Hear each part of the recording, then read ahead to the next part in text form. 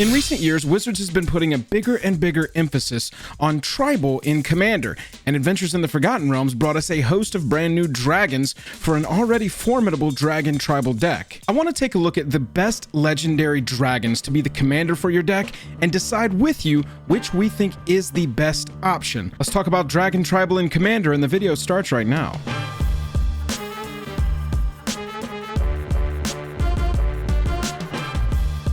Highest level of gratitude to our patrons who power the channel through Patreon. Check out the Patreon link in the description to learn about monthly giveaways, VIP Discord access, and even our official playmat. Hello and welcome to the day. Thank you for spending your time with us. Welcome back to another episode of Jake and Joel Are Magic. I am Joel. We're going to talk about Dragon Tribal in Commander, but first I want to especially thank our sponsor for this video, Dragon City, a game for Android and iOS. We'll talk about that more at the end. For now, let's talk about some dragons.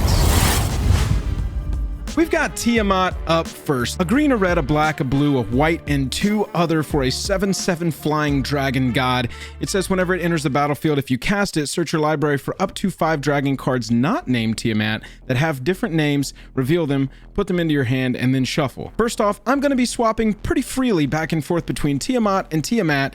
I don't know, let me know how to pronounce it down in the comments. This new dragon commander is pretty fantastic, and you can tell that it's good because it has started a conversation between itself and the Dragon as the tip top of the list for a dragon commander deck. It's been pretty decided that Dragon is the best one. You're reducing the cost to cast dragons, and if you can get Dragon onto the battlefield and then get to an attack phase, whenever one of more of your dragons attack, you get to draw that many cards and you get to put a permanent from your hand onto the battlefield, which is pretty ridiculous.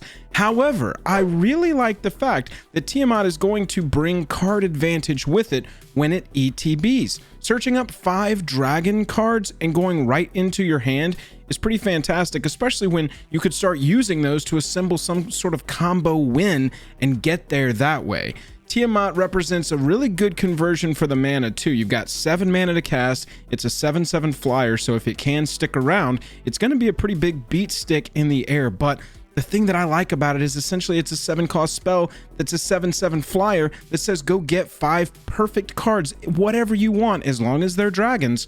And they can be dragon cards. They don't have to be just dragon creature cards if you've got any dragon tribal spells that you want to run. So Tiamat is giving Dragon a little bit of a run for its money, but this ability, Eminence, is just so powerful.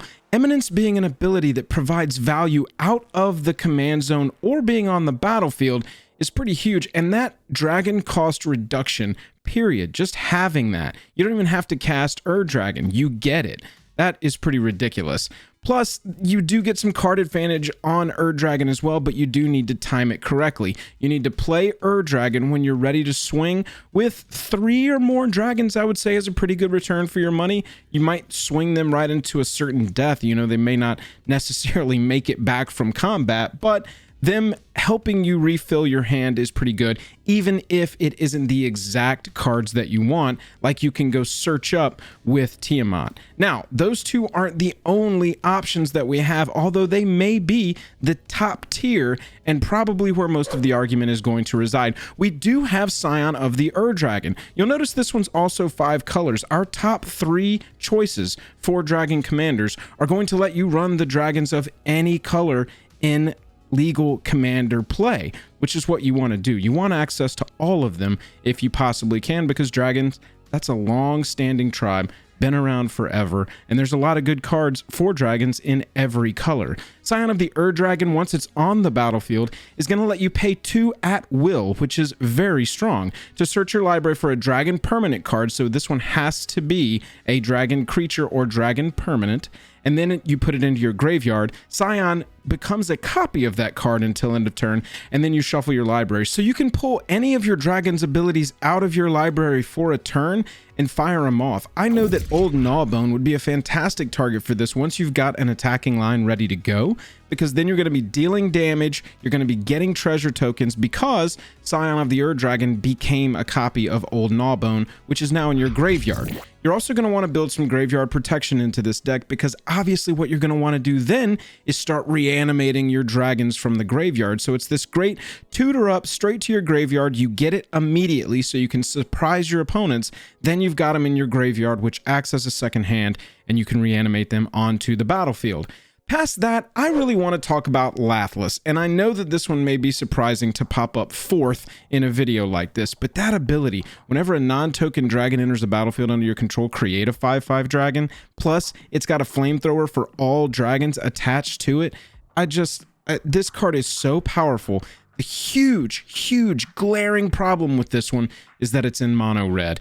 If this was a 5-color card, I would be like, maybe that one, y'all. It definitely goes in the 99 as it is, but I just wanted to talk about how powerful this ability could be if it were on a commander that allowed more colors. Past that, you've also got a Tarka. I think there's some valuable, piece here that could be your commander, but maybe better in the 99. 7 for a 6/4 flying trampler. Whenever a dragon you control attacks, it gains double strike until end of turn. That's pretty huge. Most dragons are gigantic, at least huge power, 5+ easy. So all of them swinging for 10+ if they've got double strike, that is awesome. Plus you're in great colors here to give it trample pretty easily, give your whole board trample pretty easily. So I could see a Tarka being the king of, a Gruul dragon strategy, be a good commander from that. We've also got Karthus, Tyrant of Jund. It's a Jund card, Jund +4 for a 7/7 flying haste. I really like that haste, especially in an aggro deck. When it ETBs, you gain control of all dragons, then you untap all dragons, and it also gives all of your other dragons haste. That can be very valuable. Haste is huge in an aggro deck. If there's any other players in your pod that regularly run dragons, this could be a really mean surprise out of the 99. But if you just want to say, I will be the true dragon ruler, then you definitely want Karthus as your commander, because you will steal all of the dragons when it ETBs. Past that, look, we've got to talk about it. Morophon the Boundless. It's fantastic. You choose dragons when you play it. All of your dragons cost 1 less of each colored mana to play. It doesn't reduce your non-colored mana. And then it's also going to give all of your dragons +1/+1. That middle ability, though, that cost reduction, I've seen some decks pop off. Just be playing creatures, drawing cards from other abilities that are triggering when you're playing those creatures. You're drawing into more stuff that you can then play for cheap or free with Morophon. I just think this is kind of a boring choice. I think that this is great for tribes that don't have viable options, but as we've covered, Titamat, Dragon, Scion of the Dragon, all three of those, I think, depending on how you want to build it, are super viable options. But look, we're talking about tribal synergies for these legendary creatures. I don't want, Niv Mizzet to be the legendary of my tribal dragon deck. I think this card is fantastic. Please don't get me wrong. I just wanted to talk. There are some other legendary dragons that are fantastic for the 99, but if I'm building a tribal dragon deck, I don't want at the helm of my deck. Niv Mizzet, fantastic card. There's no real tribal synergy here. A lot of fantastic abilities, but no tribal synergy. Same thing with Korvold.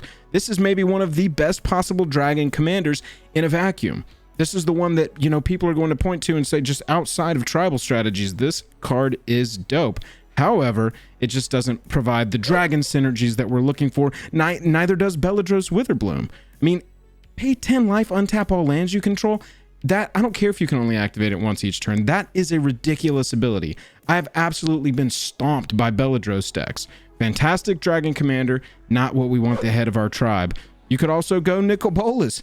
This one flips into a walker, so you can kind of have a planeswalker out of the command zone. But again, we just want to focus on dragon tribal synergy, which is why I think Titamat is gonna give Dragon a little bit of a run for its money, though Dragon may be the kind of main pick for dragon tribal players. Now, if you'll excuse me, there's a dragon holding our channel hostage, and we have to make some gold so that we can pay the tribute. This video was sponsored by Dragon City, a free-to-play game available on both Android and iOS. You can collect over 1,000 different dragons and build your own dragon empire, making yourself the commander of your own dragon deck. There's a mechanic to breed 2 dragons to get new ones and then hatch them and feed them to evolve. Then you can train your dragons and take them to battle in order to make them more powerful. There are different PvP PvP modes that let you fight against your friends and challenge other Dragon Masters. If you click the link in the description right now, you can get a special free reward of 15,000 food, 30,000 gold, and 10 gems. That is plenty